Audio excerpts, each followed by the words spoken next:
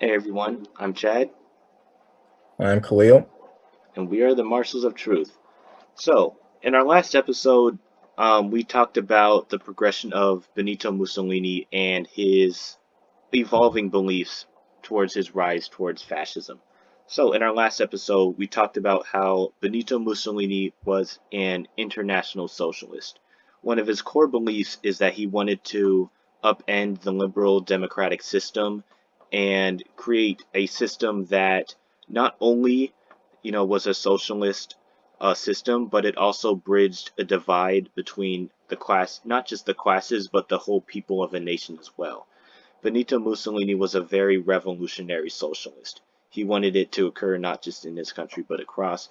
But he had his ideas, and because of those ideas differing from the classical ideas of socialism in Italy, he created a kind of rift between the ideas of socialism in Italy, and so this was in the beginning of World War One, and because of his revolutionary beliefs, Mussolini was he was kicked out of the Socialist Party, and so with that, Mussolini he was looking for, or he was creating more so, an idea of a new socialism or a new system that is that could bridge these class divides, that could create a stronger nation and could still upend that liberal democracy, but he wanted to find a new way to do that. Exactly. Um, it's best to go through chronologically when it comes to Mussolini because, he goes through such a sequential, like story essentially of ideological beliefs, starting off as a international socialist, revolutionary socialist, and then going down to a nationalist, which is what we're going to try to explain. Throughout World War One, he started off again, as we mentioned in the last episode, as a revolutionary socialist, and that meant that, as Chad just mentioned right now, that he wanted the whole world, essentially, like a big section of the world. Um, uh, Good night. Take a shower. Yeah. That he wanted a good part of the world to be um, to have a sort of group conscious. And that is what Mussolini wanted. And he saw World War One, like the entry of Italy to World War One on the Triple Entente side, as a as an opportunity to destroy the inheritance-based aristocratic system that he believed the liberal democracy was upholding. And so, throughout the course of the war, as Italy had already joined, actually signed on as a soldier in the Bersaglieri, fighting on the Alpine front, on the Italian Alps against the Austro-Hungarian soldiers of the Austro-Hungarian Empire. And it was during this time that he kind of had to hold back the reform wing socialist section from sort of defeatist belief, because it was during that it was on the Alpine front that there was a lot of deaths, a very crazy field marshal that would put the men like in really crazy conditions, put death penalty for 1 day after leave was due, um, and And, a lot and of people. Italy hadn't been doing too well on the front either. We had 12 battles of the Isonzo over the same place of land that weren't really won.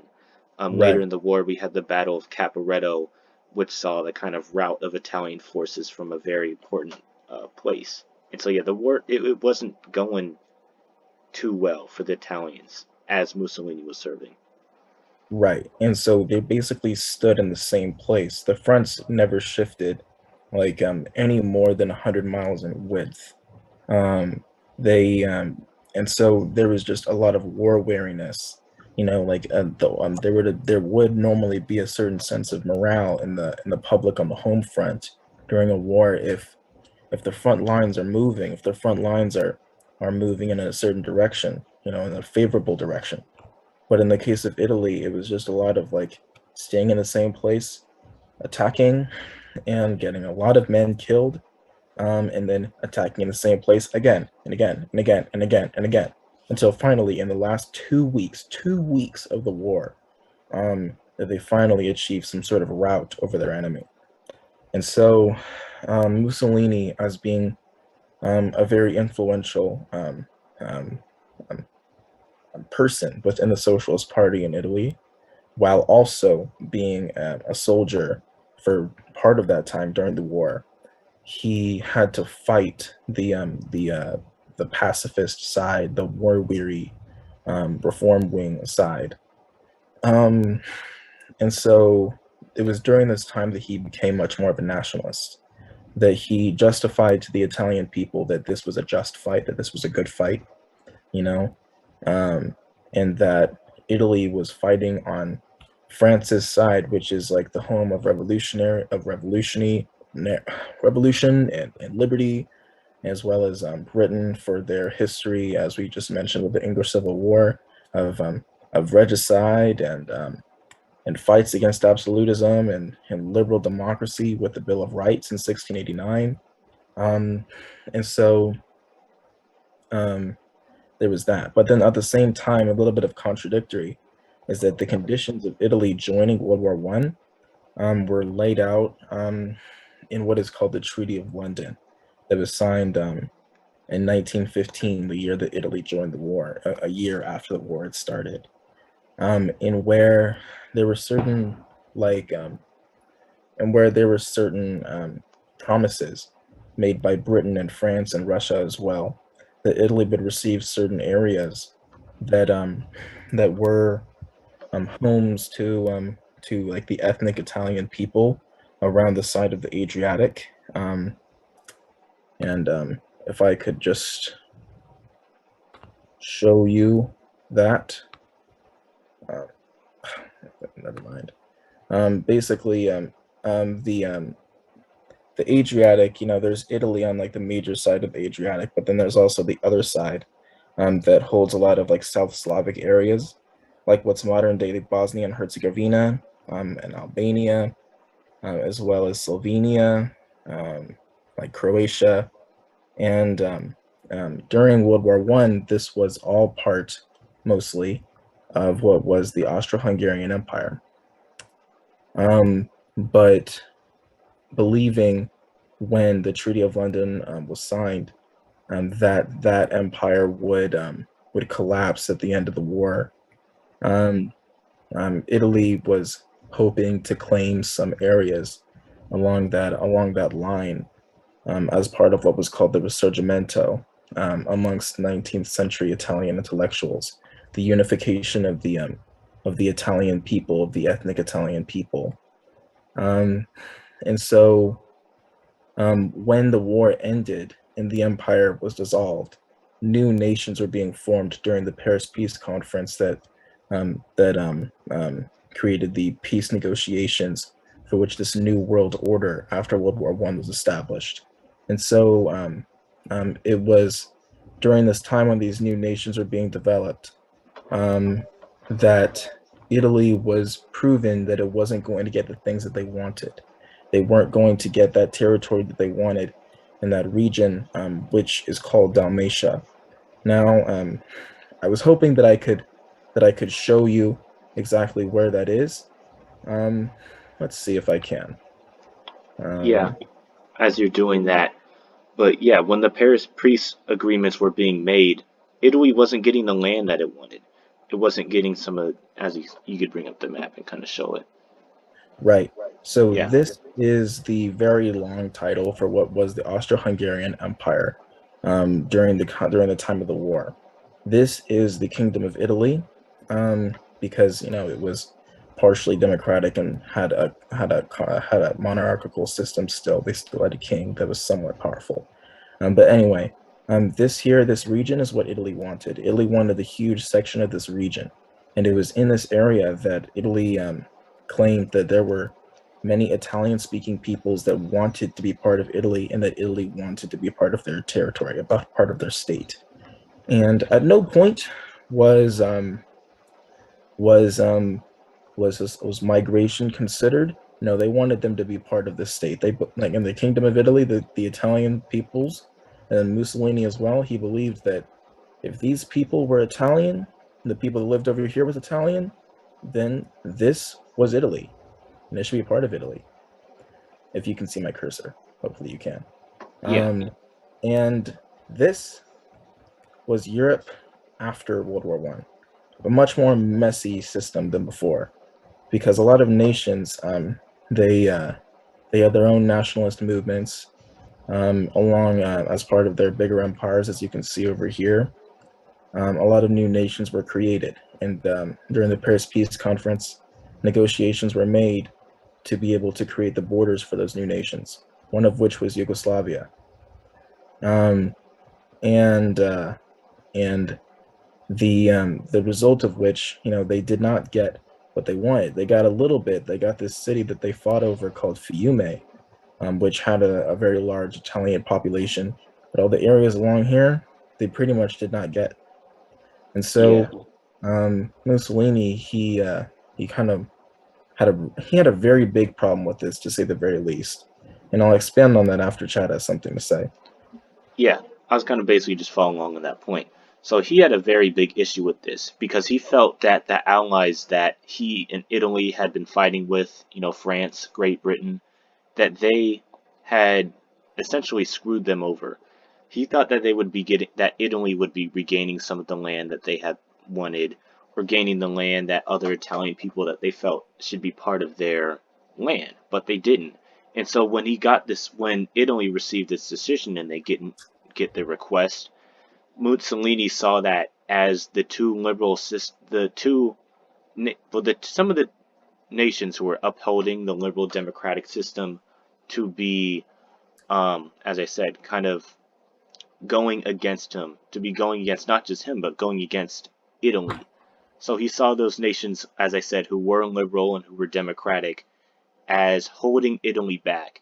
And so personally, he started with his philosophy, he painted those liberal systems as the enemy, and not just those countries themselves, but as I said, the systems.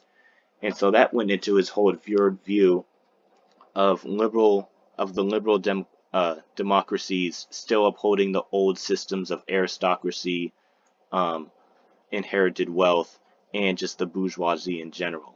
This kind of cemented his division with liberal democracy as its own, because with these two countries, or with three countries, or the allies in general, going against him, that was it. That was kind of the end of any association with liberalism that he already had, and therefore the more tame parts of like the Socialist Party.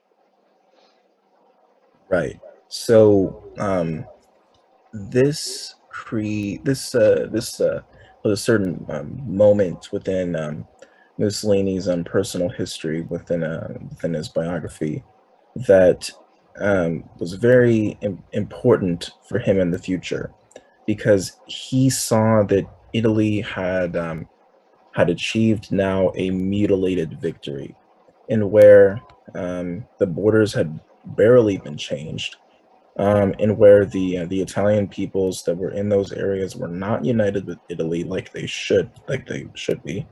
Um, and he just and he thought that the leadership of Italy needed to be rechanged, and so he took it upon himself to take power, as he did in 1922, under the fascist party.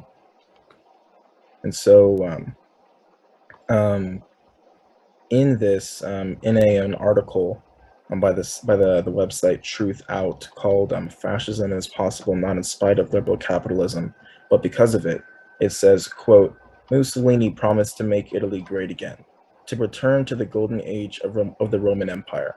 In his view, this could only happen through a new cross-class national unity." So again, a lot of what we mentioned right there, but a certain sense of national revival, which is new to the talk that we've been hearing from him before about international socialism.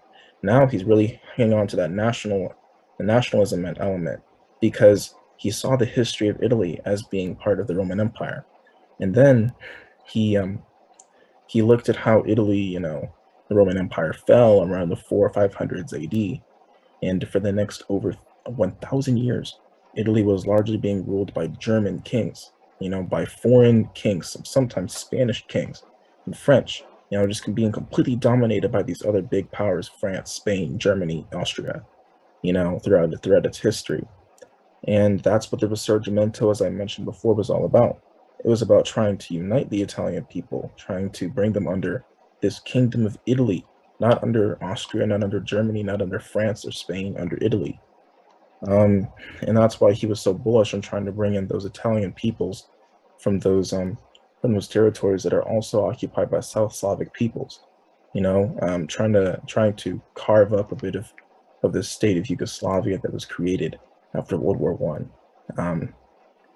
and his partial failure to be able to influence that during the Paris Peace Conference led him to take his most radical steps, and that was the construction and the establishment of the Fascist Party and his march on Rome in 1922.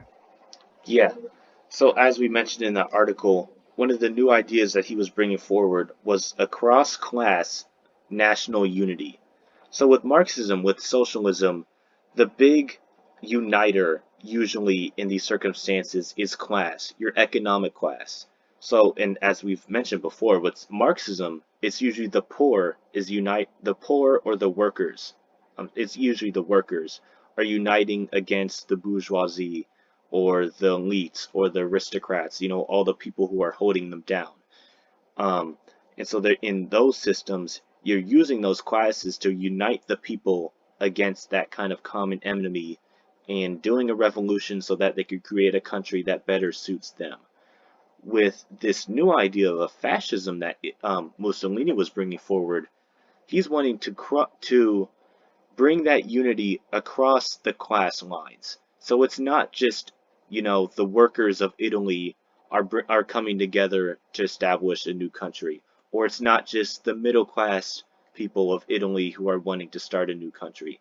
It's everyone in Italy is wanting to make their country great. As we said, Mussolini wanted to make Italy great again. Slogan we've probably heard before. But as I said, the difference is that he's trying to bring in is the whole nation, bringing everyone together and not just classes. Um, an idea that um, later fascists would come to see is that with Marxism, class is very, you could say it's divisive. As we mentioned before, it's only the workers or say the poor or the middle class, it's only some sects of society. It's not the entirety. And so you're setting one part of society against the other. Whereas if your goal is to unify a country and to make that country great, you're going to need everyone to chip in. And so with fascism, you're not just, as I said, you're not just unifying one part of the country or one class, you're unifying everyone. And for Italy, it was unifying them behind the idea that Italy had once been great and that they should, to the world, be shown that they are great once more. Right. So, yeah, exactly. So, I think what's important is to look, as we have been, at the biography of Mussolini, but then also to look at the history of his beliefs.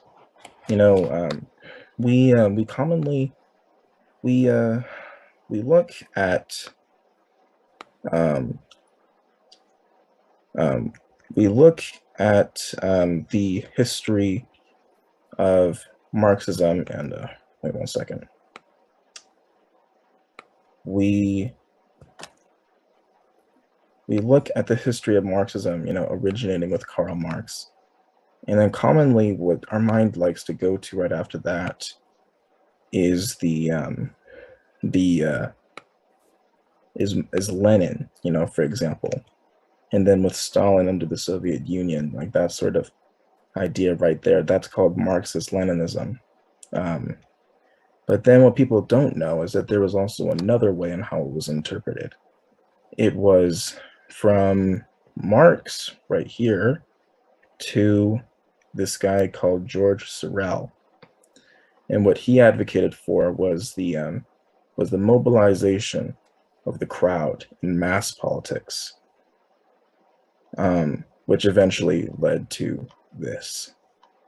So, what I mean is, we want to look very carefully at this guy, Georges Sorel, and what he was talking about and how it differed from Vladimir Lenin. And so, in a piece called The Roots of Italian Fascism, Sorel and Sorelismo, it is said that this role of George Sorel and Sorelismo in the roots of fascism is a problem in apocalyptic political conceptions.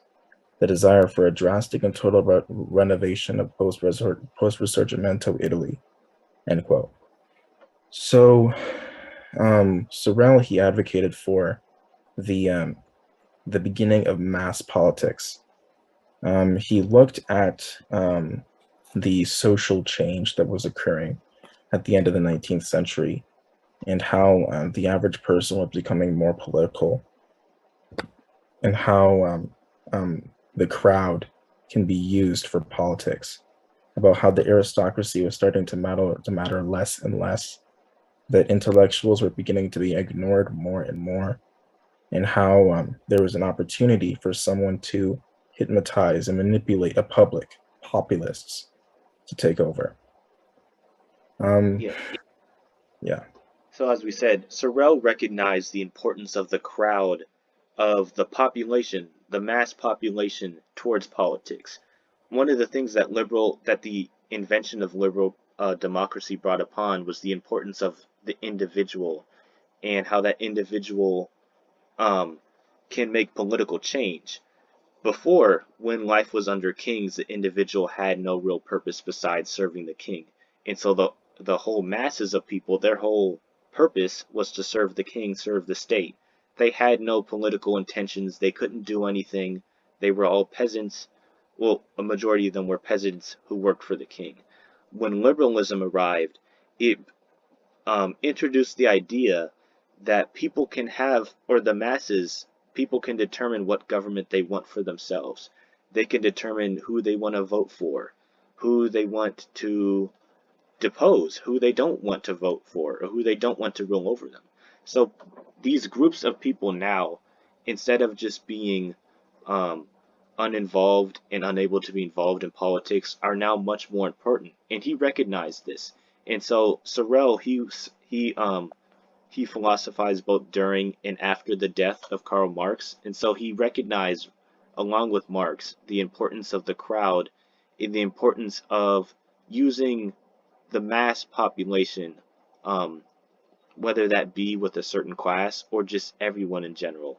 But Sorel was really advocating for the mobilization of the masses towards usually whatever political goal that is. For Sorel, he followed somewhat similar to Marx in that it needed to be a workers' revolution in order to secure their resources and their autonomy. Similar to Marx, but a little differently. But he harped on the importance of this mobilization and the use of this crowd towards like their own political goals. Cool, you can follow up. exactly. Yeah, I mean, Mussolini himself, he was interesting in the sense that he was actually, in comparison to Hitler at the very least, he was quite the educated man. He was quite the philosopher, as you could say himself, as being the person who invented fascism, because he went to multiple universities. He was raised into the Socialist Party because his father was a socialist. You know, he was a worksmith. He was a part of the working class, and he was a socialist, and he was raised into the Socialist Party. His father put him up into high education, and he learned about concepts. He wasn't just someone that was nationalist necessarily just for the sake of it. Yeah, you could get a little bit more like credible of an idea from him than I would say Hitler, because he was so educated. He was also an incredibly violent individual, and that's where the part of him that is a dictator really starts to come out. You know, he was not a peaceful revolutionary, because a revolution is not necessarily peaceful. You don't become a dictator if you're a peaceful individual. That's not what you would be called in that sense. But he looked at intellectuals of his time And he looked particularly at this guy called Gustave Le Bon, who wrote the book The Crowd, a study of the popular mind, where Le Bon describes the 20th century as the era of crowds,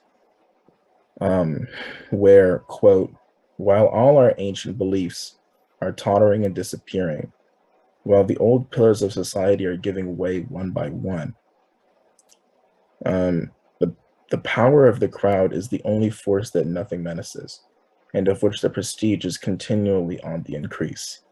The age we're about to enter will in truth be the era of crowds. And so, again, that is Le Bon as well as Sorel, both looking, as well as Marx, at the political landscape in the West, at the very least, at the end of the 1800s, at the beginning of the 1900s, and saying that the people are beginning to turn. The people are beginning to care um, what is being said in politics, and that's very scary for the aristocratic elite. Um, and Yeah. and yeah, it's just interesting though that Mussolini had the same similar beliefs of what the public was starting to say, as Sorel, because Sorel, he was around in the same time as Marx, and a lot of his beliefs, while they were a branch off of Marx and they incorporated a lot of his personal beliefs, it was a branch off of Marx himself. Sorel, I mean, I'd have to confirm this, but I wouldn't be surprised if he was a Marxist himself. So the fact that Mussolini read his works and Sorelism, was brought into Italy as a concept developed by the fascist party, and then Le Bon, who also read Sorel's works as well as Marx's works, was a direct impact on Mussolini's um, belief of taking power and taking the reins of his country is interesting. Yeah. A common thread that has been kind of thrown around is that from Marx we get Sorel, and from Sorel we get Mussolini and Hitler. And that's one of the threads that comes from Marxism. And then the other side that I believe we mentioned as well is from Marx you get Lenin and then Stalin and as well as Mao. And so that's another thread that you get from Marx himself. But that just shows once again the connection that Marx has to both communism and what would become a Stalinism as well, and the ideas of fascism and also Nazism, which came off of fascism itself. Um, so yeah, that's one of the bridges that we are kind of wanting to highlight as we go with this series. Um, as I said, we're coming up at time, but there's another idea that I want to introduce that we'll talk a little more on the next episode, and that is the idea of myths. So Sorel noticed, once again, taking from a Marxist perspective, that the crowds needed to be mobilized. And he saw that one of the best ways to get the crowds mobilized, to get the populist or whatever target population, whether that be the workers or the middle class, whatever, he saw that the best way to get those people mobilized in fighting to make the revolution happen was myths. So these are ideas that aren't necessarily true. They may not work. They may never have happened if they're based in history, or they may be greatly exaggerated. And so, Sorel elaborated in that in Marxism, or at least in he had his beliefs sort of, as I said, branched off of Marxism in that he wanted the workers to revolt and gain their autonomy. In his view, the myth that he wanted to use was the myth of the general strike. This is the mythical circumstance where all the workers in the country will get together, stop working, and overthrow the bourgeoisie or their capitalist overlords, whatever. But this is an idea that, will get the people going. If you tell the crowd that all they need to do is this general strike in order to, secure the revolution, to secure their new country, that's something people are going to follow behind. It's something that they can attach to. It's something that gets them riled up, or get them angry or hopeful, or you know, it'll get them going. And so that's a measure that Sorel found as really important to the mobilizations of crowd. And Mussolini would take note of this. And so, as time went on, as he developed his ideas of fascism, he created his own myth. And so, for Italy, that myth was the greatness, was an over exaggerated greatness of the Italian people. You know, the idea that Italy and its people were the greatest in the world. They created people like Napoleon or old philosophers, um, the names we had it in our notes. It went off my mind, With, but the with idea that Mussolini, people were you the know, best. like the national revival idea, Yeah, like the myth of the greatness of the Italian people is really pulling back to Rome. While Hitler pulled on to the Third Reich, Mussolini pulled on to the idea of the Third Rome. There was the Western Roman Empire based out of Rome, and like for a good time, the Roman Empire, what the whole of it, was based in Rome. But then after the Roman Empire fell, what we know to be the Roman Empire, the Western Roman Empire, fell in around the 400s or 500s. Second Rome, based out of Constantinople, she didn't fall for another 1,000 years. But Mussolini believed this new fascist state of Italy was going to be the third Rome. Because like if you follow that idea that like the greatness of the Italian people for like pulling back over to ancient Rome, like over 1,500 and like 2,000 years, like you'd look at Rome as being what pulled Europe out of tribalism. Like in almost every place in the world, there were tribes. Native America, like Native Americans, they had tribes until very recently. A lot of them still exist. And in Africa, you have many tribes. Um, and for great sections of Asia, there were tribes, although the development of the Chinese state, a few thousand years ago, it reigned a lot of those states, a lot of those tribes in as well. But in Europe, Rome was what took much of Europe out of tribalism and unified them under the Roman state, under the Roman Empire. It was the birth essentially of Western culture, as well as with ancient Greece. But Rome is what expanded it from just being a region of Europe um, around Greece, in North Africa and Egypt and the Near East around Palestine. Um, yeah. So but Mussolini, Rome he, expanded it to the yeah, whole idea, the whole like of Europe and North Africa and parts of what we consider now to be the Middle East. And so it was like the birth of Western culture. So if you believe that your nation has the like the national heritage of the Roman Empire, then you're also saying that you as the Italian people are like the fathers of the West. So that's interesting. yeah, that was their myth. That was Mussolini's myth. As I said, it's something that happened and something that he will use as Italy's justification for their people's greatness, for Italy's greatness. And that is a power that Mussolini wanted to show to all of Europe and to the entirety of the world, the greatness of his people. And that was the idea, as we said, that he could get people to rally along with and to support, at least theoretically. But that was the myth that he would use to mobilize the people, the greatness of Italy. And so we're just a little over our time, and we're going to continue this in our next episode. Um, but yeah, with that, thank you for watching. Bless the algorithm, and we'll see you in the next episode. All right. Bye, guys.